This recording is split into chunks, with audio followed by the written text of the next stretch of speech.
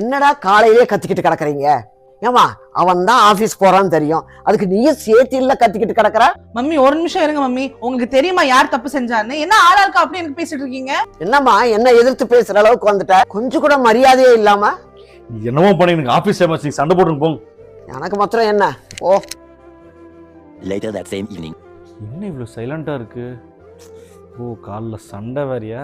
இன்னைக்கு என்ன இருக்குமோ வீட்டுல. பாப்பா தங்கமே. பாப்பா தண்ணி குடி, நீ டைலரா இருப்பால. தேங்க்யூ சிக்கு. சரி மம்மாவும் அம்மாவும் எங்க?